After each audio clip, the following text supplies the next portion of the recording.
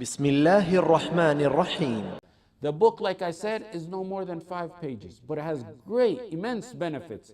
And we will take it by line, possibly even word by word. Today, we're only going to take Bismillah ar-Rahman ar-Rahim, or even, I don't think we're going to finish Bismillah ar-Rahman ar-Rahim, so we'll probably take Bismillah. He starts off with Bismillah, Basmala. Bismillah is called the Basmala. The author starts with Bismillah ar-Rahman ar-Rahim, and we're going to break that down, point by point. When you say Bismillah ar-Rahman ar-Rahim, you're exerting your entire Tawheed to Allah in that matter that you're saying Bismillah to. It has all aspects of Tawheed in it. You're saying, when you say Bismillah, you say, Bismillah, Allah permits me to do this.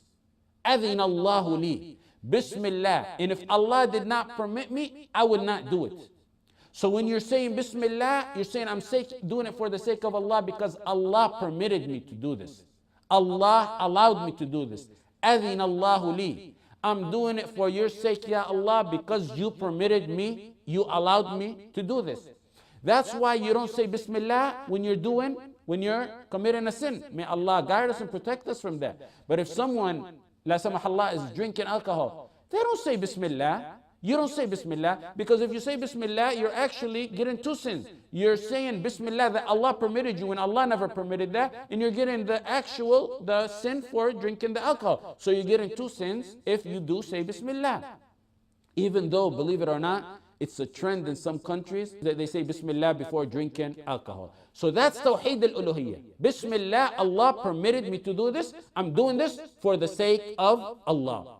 So we're doing this for the permission or by the permission of Allah. This is Tawheed al-Uluhiyyah. The next one, that's the first point. You can call this 1A or point number 1. A second point is 1B or point number 2, whichever way you want to document your notes. Tawheed al-Rububiyyah in Bismillah ar-Rahman ar-Rahim. When you write down, who gave you the power to write? Allah gave you the power to write. So when you say Bismillah, you're saying, I could not have done this without the power Allah has given me. Bismillah, I do this by the power Allah has given me. Bismillah, I eat because Allah has given me this provision, and because had it not been for the power Allah has given it, I wouldn't be able to chew it. Bismillah, I write because if it wasn't for Allah giving me the power, my hand wouldn't be able to move. It would be paralyzed. That's like saying, La hawla wa la quwwata illa billah. If it was not for His power, I would not have done this act. The power that Allah has given me to do this act. That's why Allah says, وَمَا بِكُم مِّن نِعْمَةٍ فَمِنَ اللَّهِ. Every provision you have is from Allah. So that's the second aspect. That's Tawheed al-Rububiyyah. Third one is Tawheed al-Asma' wal-Sifat. You're seeking blessing by the name of Allah. Bismillah, you're using the name of Allah to bless whatever you're doing. So when you're using the name of Allah, and then following, which we'll take later on, Ar-Rahman Ar-Rahim, those are names and qualities and attributes of Allah that we will discuss, inshallah. Ar-Rahman Ar-Rahim we will discuss later. So you're using the name of Allah to bless the act you're doing. That's Tawheed al-Asma' wal-Sifat. That applies to any matter that you say Bismillah ar-Rahman ar-Rahim to. Any matter you say Bismillah to. Bismillah ar-Rahman ar-Rahim is called Basmala. When I say Bismillah to eat or to final exam, for example, I say Bismillah to bless that matter, to bless the test that I'm taking. That's Asma' wa Sifat. Allah gave me the power to eat or to write. That's Rububiyyah. I do this for the sake of Allah, by the permission of Allah. He permitted me to do this. It's halal, so I'm doing it. That's Tawheed al-Uluhiyyah. And likewise, take it for everything else. You understand now? When you say Bismillah, now you're going to get a different perspective of what you used to say Bismillah before. Sometimes you're saying because you read a hadith to say it. Now you understand why you're saying it. Now let's take some linguistic notes on this matter. The ba in Bismillah is isti'ana and tawakkul. The ba, to seek help, independence on Allah. The grammatical rule in Arabic is al-jar wal-majrur fil basmala muta'alliqun bimahdhuf taqdiruhu fi'lun la'iqun bil-maqam. When you say Bismillah in Arabic, it automatically implies you're saying, Bismillah, I eat. Bismillah, I drink.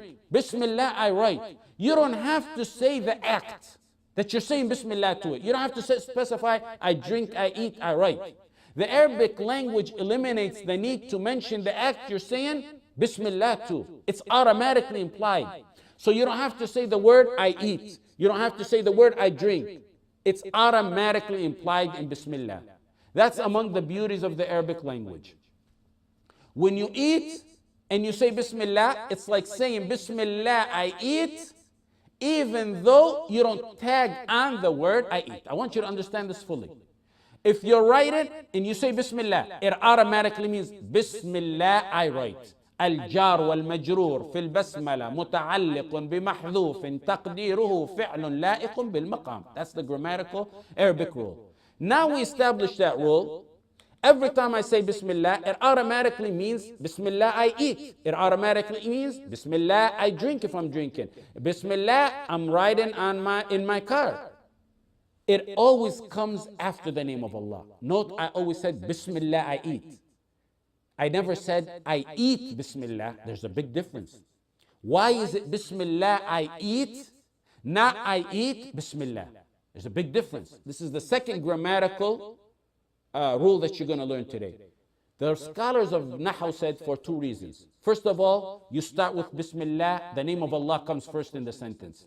Bismillah, I eat, let the name of Allah come to bless it. Second is that slight change makes a huge difference. Because when you delay naming the act after, in Arabic grammar, by saying Bismillah, I eat, instead of saying I eat Bismillah, in essence, it limits your action solely for the sake of Allah. The grammatical rule is تأخير العامل يفيد الحصر. تأخير العامل يفيد الحصر. Bismillah, I eat. I don't eat by any name other than your name. You limit it for the sake of Allah. Only for you, Allah, I write. That's the difference between saying Bismillah, I eat, and I eat Bismillah. Only for you, Ya Allah, I write. Only for you, Ya Allah, I drink for your sake. We take how we took so far how Basmala encompasses the three Tawheeds and then the two linguistic rules. And now that's 5 points we took all together. Now let's take the 6th point. Or you can number them. The first one, Tawheed al-Uluhiyyah, Tawheed al-Rububiyyah, Tawheed al-Asma' wa-Sifat. You can say A, B, C. And then the linguistic rules, A, B, 2, A, B. But all together we took 5 points. Now here, the next point, the 6th point is, why does he start with Bismillah? This is a matter of ibadah. And when you do ibadah, the burden of proof is on you to bring proof. You have to bring proof. When you're doing ibadah, the burden is on the one doing the ibadah to bring proof. Number one proof for that is he's following in accordance with the Quran. The Quran starts with Bismillah. He's starting to bless his work with Bismillah. There's 114 Bismillah Rahman Rahim in the Quran. Even though there's 113 in the start of the surah, Tawbah doesn't have Bismillah Rahman Rahim, but in Surah An-Naml, Innahu min Sulaiman, we know Bismillah Rahman Rahim compensates for the one missing in Surah Tawbah. Ibn Abbas said the Prophet ﷺ did not know the beginning and end of surah except by Bismillah Rahman Rahim.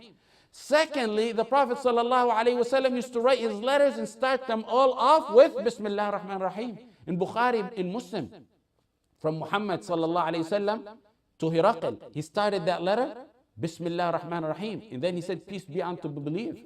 Bismillah Rahman Rahim min Muhammad Abdullah wa Rasul ila Hiraql Azim al-Rum. Assalamu ala man ittaba al-huda amma ba'd.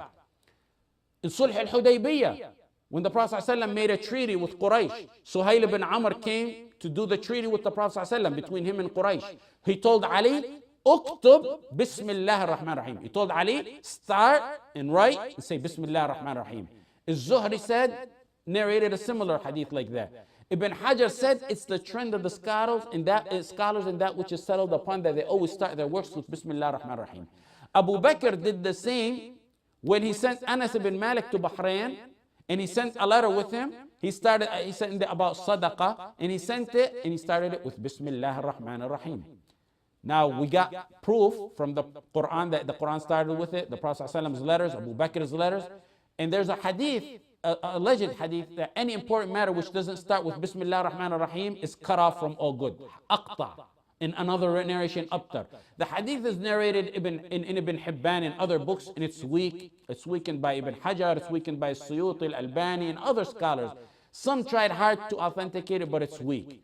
had that hadith been, that direct hadith and starting with Bismillah been authentic, we wouldn't have had to mention that the Quran starts with Bismillah and the Prophet ﷺ wrote his letters Bismillah and Abu Bakr wrote his letters Bismillah. That hadith would have been sufficient. But because the hadith is weak, we can't use it as proof, so we resorted to other proof to establish that saying Bismillah on matters like writing books is permissible.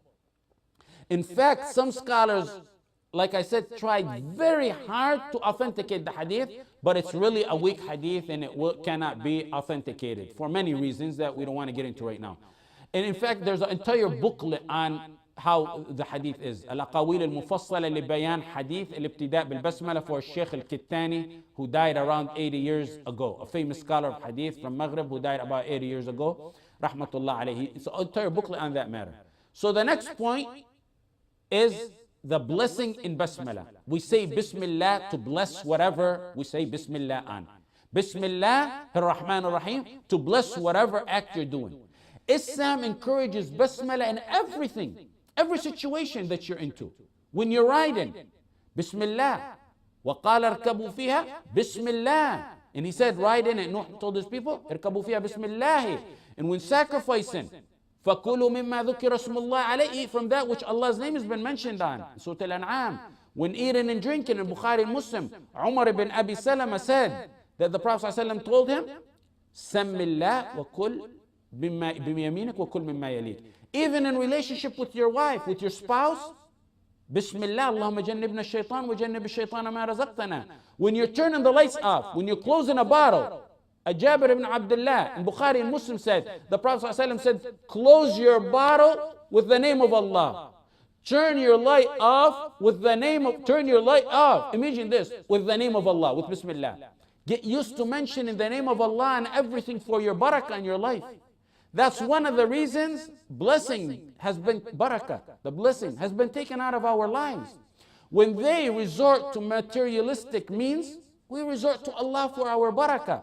Bismillah is your means to get barakah from Allah in everything.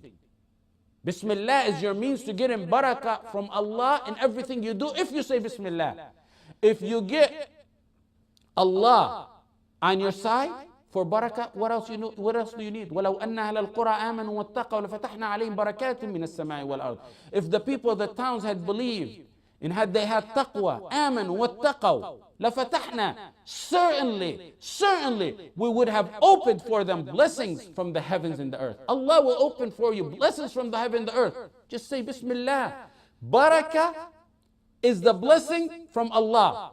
If you ever wonder why there's no blessing in our time these days, or in our food, or in our sleep, or in our recitation of the Quran, ask yourself, have you been saying Allah's name? And have you been saying it from your heart, knowing its meaning? After you listen to this glimpse today, you come in with an entirely different perspective on Basmala, inshallah. Next class, we're going to continue, inshallah, from Ar-Rahman Ar-Rahim.